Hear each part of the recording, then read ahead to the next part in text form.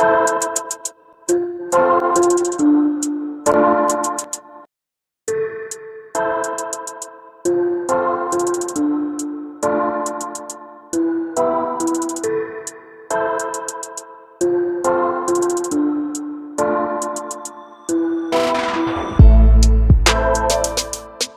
कह रहा है 25 लाख, कोई कह रहा है 50 लाख, कोई कह रहा है 10 लाख। तो मैंने बहुत खुल के पूछा हूँ कि इम्तियाज़ जलील साहब ने लिए है, दिए है क्या फ्री में टिकट मिला है? इन्होंने कहा है कि मैं कसम खा के कहता हूँ कि मेरे को फ्री में टिकट दिया है और मेरा सम्मान बढ़ा है। तो बहरहाल ये बात बहुत क्लियर हुई है। और ये बात बाबा साहब की कसम, साहब ने 1 रुपया लिया नहीं। कि जलील साहब पे आरोप लगते हैं कि उन्होंने पैसा देकर टिकट दिया। आप एक से आते, कैसा लगता है कि आपको कैसा टिकट मिला?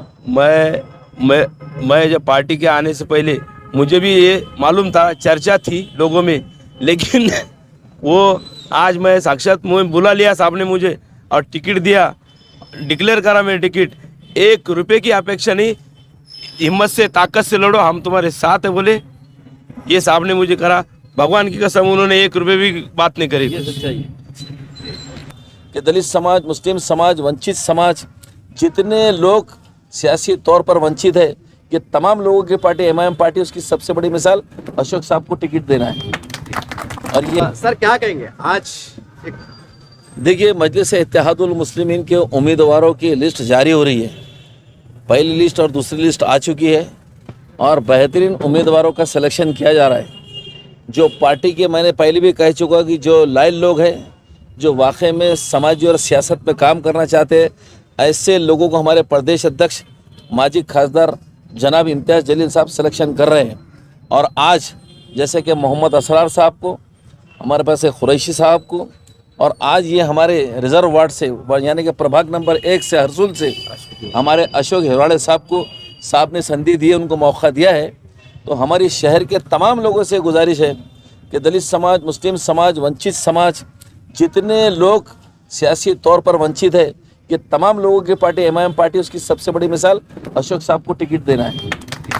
और ये कामगार अध्यक्ष है और कैडर बेस पे काम करने का उनको, यानी कि मूवमेंट में काम करने का बहुत बेहतरीन अनुभव है।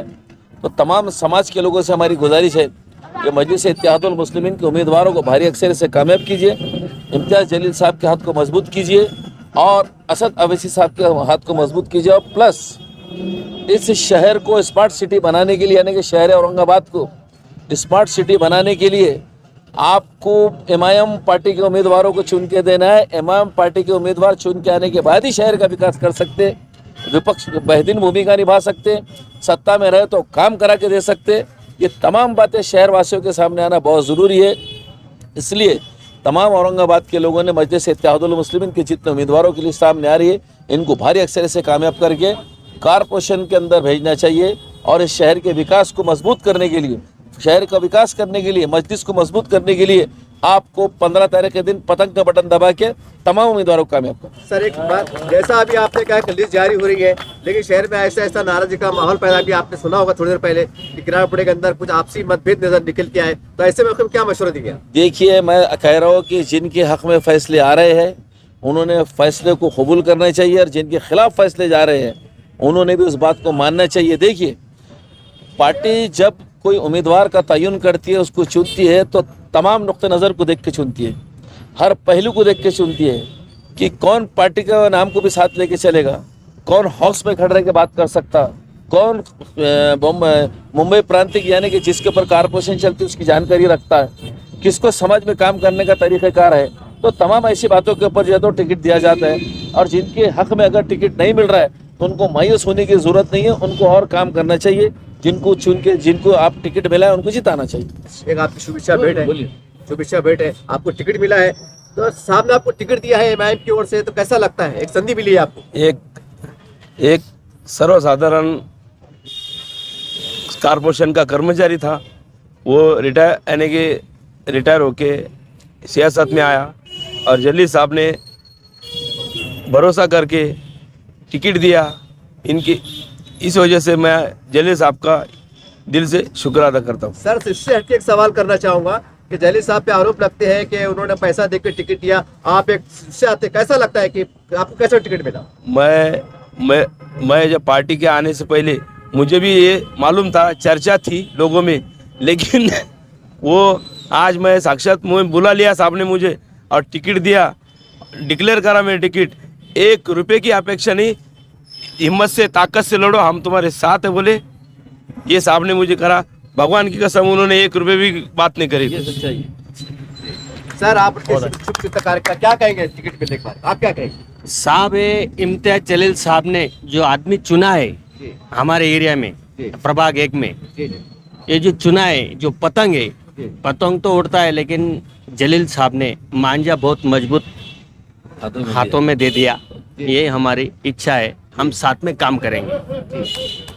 क्या बात है, यानी कि मतलब काटना है अब, जी पतंग तो बहुत उड़ाना है, पतंग उड़ाना है, हाँ, लेकिन गला बचाते हुए, गला हिंदू के गला बचाते हुए। नहीं, अपन को किसको अपराध करने का नहीं है, अपना उम्मीदवार अपन चुन के लाने का, बस यही अपना एक टार्गेट है।